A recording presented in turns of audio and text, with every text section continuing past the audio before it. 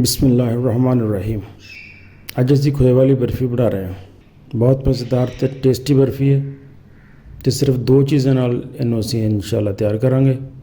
ਤੇ ਆਓ ਫਿਰ ਸ਼ੁਰੂ ਕਰੀਏ। ਸਾਨੂੰ ਸਿਰਫ ਦੋ ਚੀਜ਼ਾਂ ਚਾਹੀਦੀਆਂ, ਤਕਰੀਬਨ 1 ਕਿਲੋ ਖੋਇਆ ਤੇ ਹਸਬੇ ਜ਼ਾਇਕਾ ਚੀਨੀ। ਸਭ ਤੋਂ ਪਹਿਲੇ ਅਸੀਂ ਖੋਏ ਨੂੰ ਕੜਾਈ ਵਿੱਚ ਪਾ ਕੇ ਤੇ ਉਹਨੂੰ ਪਕਾਉਣਾ ਸ਼ੁਰੂ ਕਰਾਂਗੇ। ਦਰਮਿਆਨੀ ਅੱਗ ਤੇ ਤੁਸੀਂ ਇਹਨੂੰ ਪਕਾ ਲਓ।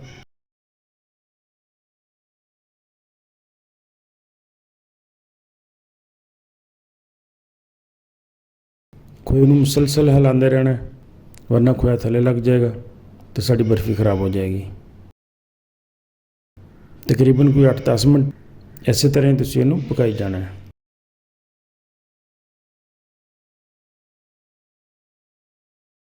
ਹੁਣ ਅਸੀਂ ਇਹਦੇ ਚੀਨੀ ਸ਼ਾਮਿਲ ਕਰਦੇ ਹਾਂ। ਮੈਂ ਤਕਰੀਬਨ 250 ਗ੍ਰਾਮ ਚੀਨੀ ਪਾ ਰਿਹਾ। ਤੁਸੀਂ ਚੀਨੀ ਜ਼ਿਆਦਾ ਪਾਉਣਾ ਚਾਹੁੰਦੇ ਹੋ ਤਾਂ ਤੁਹਾਡੀ ਆਪਣੀ ਮਰਜ਼ੀ ਹੈ। ਚੀਨੀ ਸ਼ਾਮਿਲ ਕਰਕੇ ਤੇ ਤੁਸੀਂ ਖੋਏ ਨੂੰ ਮਜ਼ੀਦ ਪਕਾ ਲਓ।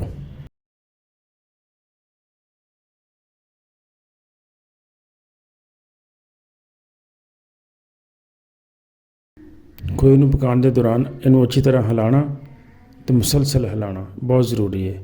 ਖੋਏ ਨੂੰ ਹਿਲਾਉਣਾ ਇਸ ਵਾਸਤੇ ਵੀ ਜ਼ਰੂਰੀ ਹੈ ਕਿ ਖੋਏ ਦੇ ਵਿੱਚ ਕਿਸੇ ਤਰ੍ਹਾਂ ਦੀ ਕੋਈ ਗਿਲਟੀ ਵਗੈਰਾ ਨਾ ਰਹੇ। ਖੋਇਆ ਬਿਲਕੁਲ ਸਾਫਟ ਹੋ ਜਾਣਾ ਚਾਹੀਦਾ।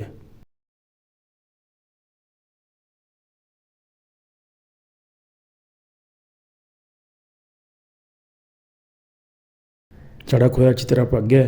ਹੁਣ ਇਸ ਨੂੰ ਲੱਗ ਕਿਸੇ ਬਰਤਨ ਵਗੈਰਾ 'ਚ ਕੱਢ ਲੈਂਦੇ ਹਾਂ।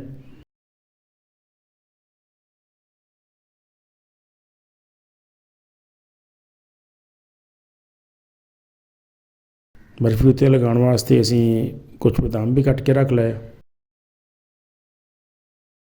ਤੇ ਜਦੋਂ ਖੋਇਆ ਠੰਡਾ ਹੋ ਜਾਏ ਤੇ ਫਿਰ ਅਸੀਂ ਇਹਦੀਆਂ ਟਿੱਕੀਆਂ ਕੱਟ ਲੈਂਦੇ ਹਾਂ।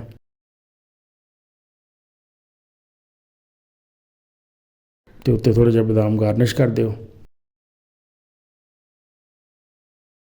ਤੇ ਚਮਚ ਵਗੈਰਾ ਨਾਲ ਪ੍ਰੈਸ ਕਰ ਦਿਓ ਤਾਂ ਕਿ ਉੱਤੋਂ ਬਦਾਮ ਉਤਰ ਨਾ ਜਾਣ ਤੇ ਬਰਫੀ ਨਾਲ ਅੱਛੀ ਤਰ੍ਹਾਂ ਪ੍ਰੈਸ ਹੋ ਜਾਣ। ਮਾਸ਼ਾਅੱਲਾ ਸਾਡੀ ਬਹੁਤ ਮਜ਼ੇਦਾਰ ਤੇ ਸ਼ਾਨਦਾਰ ਬਰਫੀ ਤਿਆਰ ਹੋ ਗਈ ਹੈ। ਮੇਰੇ ਚੈਨਲ ਨੂੰ ਅਗਰ ਤੁਸੀਂ ਅਜੇ ਤੱਕ ਸਬਸਕ੍ਰਾਈਬ ਨਹੀਂ ਕੀਤਾ ਤਾਂ ਉਹ ਜ਼ਰੂਰ ਕਰ ਦਿਓ। ਵੀਡੀਓ ਪਸੰਦ ਆਵੇ ਤਾਂ ਦੋਸਤਾਂ ਨਾਲ ਸ਼ੇਅਰ ਵੀ ਕਰ ਦਿਓ ਤੇ ਲਾਈਕ ਵੀ ਕਰ ਦਿਓ। ਵੀਡੀਓ ਪੂਰੀ ਦੇਖਣ ਦਾ ਬਹੁਤ ਸ਼ੁਕਰੀਆ। ਅਸਲਾਮ ਵਾਲੇਕੁਮ।